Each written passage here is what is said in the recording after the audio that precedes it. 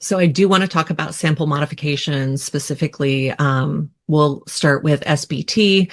When we looked at SBT for that one kiddo specifically, it wasn't just about presentation. The presentation was important. So excited that FTF has discussed that they are fading out the clap. If you know, if you're familiar with skills-based treatment, you know that previously it was like getting down, presenting this loud audible cue of a clap to indicate you were about to engage in that discriminative stimulus to enact the entire cab chain that should occur. That has been faded out. For some individuals, it can be great to continue to put in place.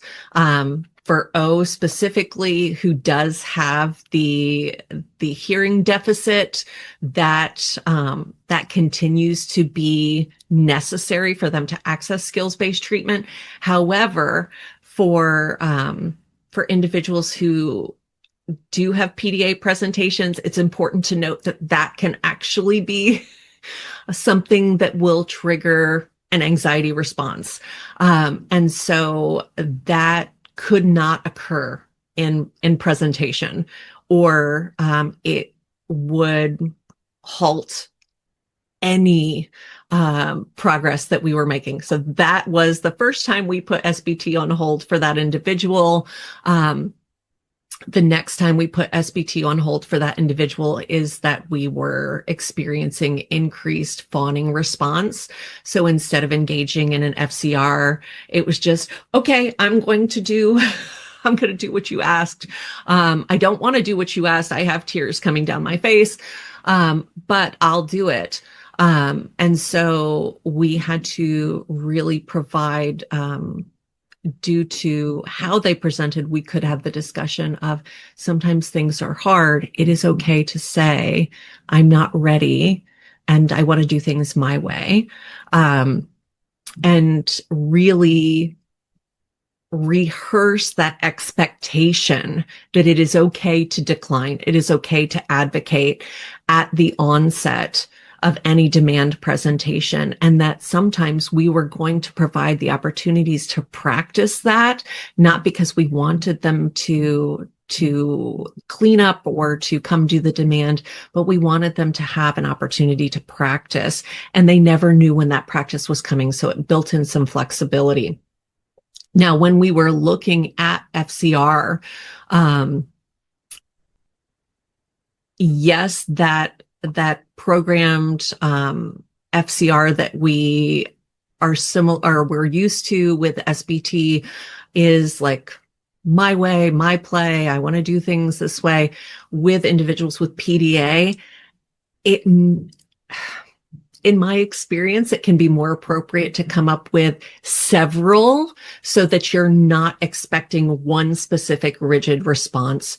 And if you're understanding that the intent is an FCR, that you count it as an FCR. Because if you're saying like, oh, well, you didn't say this, or they're responding with, I'm not ready, and your response is, oh, so you want to play my way, you're setting another demand instead of engaging in the intent of skills-based treatment. So when I talk about thresholds for a correct response, it's really important that we look at this through a lens of PDA. Are we slowly, systematically shifting and shaping to appropriate responses and contextually appropriate behavior chains? Or are you looking for those rigid answers, that rigid X equals Y behavior? If you're doing that, you may lose individuals with PDA response profiles. Similarly, demand presentation. One of the modifications that has been so helpful are choices. You may have to do certain things, but you may have a choice of what comes first. You may have a certain number of things done, but it doesn't matter which one you do first.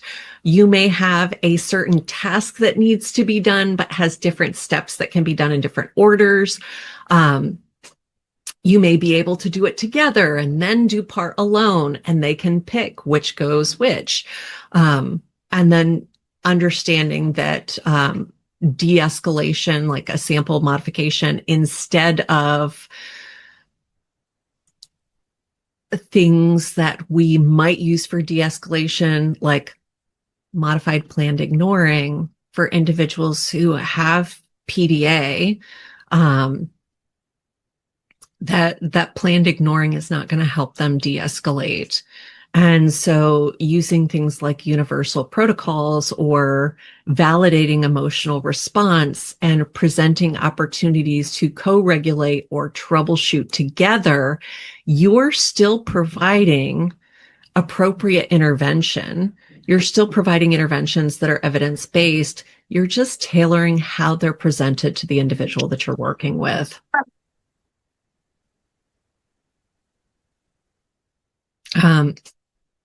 So when you're looking at planning for those replacement behaviors, let's look at that through the lens of PDA.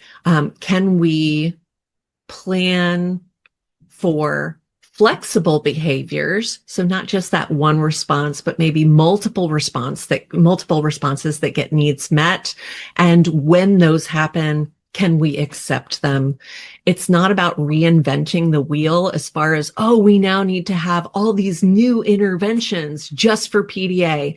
It's how do we present these interventions through the lens of PDA, where our first goal is to provide autonomy to the individuals that we're working with so that they have some choice. Again, I'm going to go back to SBT. If you're familiar with that like enhanced choice model, where like, oh, do you want to engage or do you want to opt out? There are so many times I've worked with individuals who are presenting with PDA responses, and when they're given the choice, they continue, not just because, that phrase of, we yearn to earn, but because it was their choice. I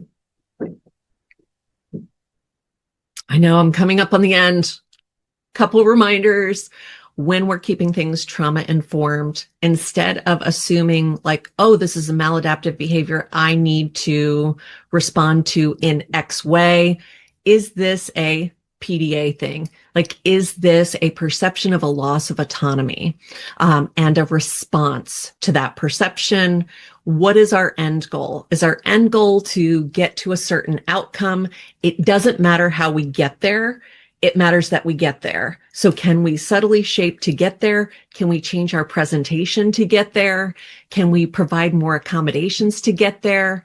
And then am I, as a clinician or a provider, using methods to mitigate harm? Am I decreasing anxiety? Am I increasing autonomy? Am I providing supports so that we can get to where we need together?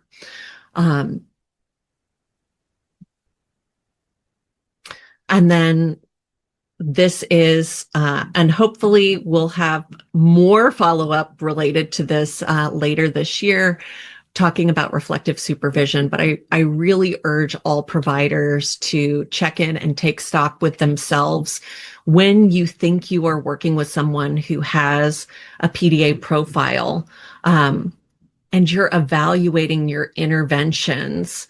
You are going to look at those trends over time. If you're looking at the trends within a week, you're going to have ups and downs because we are people and we have ups and downs. But there should be that consistent response that is successful, that consistent upward trend in success and progress. And it's really important as providers that we look internally. What are our triggers or setting events for our own maladaptive responses? I've seen providers over the years who may not be aware get into power struggles with individuals that they work with. Maybe their outward behavior will change because of something that occurred within session. Maybe their tone of voice will change. Maybe the way they're responding will change.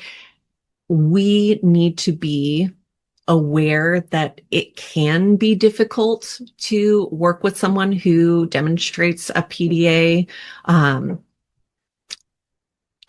response, because it can trigger all of these things that societally we are told shouldn't happen or are disrespectful. And so we need to be aware, take care of ourselves, understand when that can happen, and plan for ourselves so that we can respond in a trauma assumed way when we are engaging in sessions. We are responsible for being in control of our own histories and being able to change our own patterns of behavior to mitigate harm when working with others.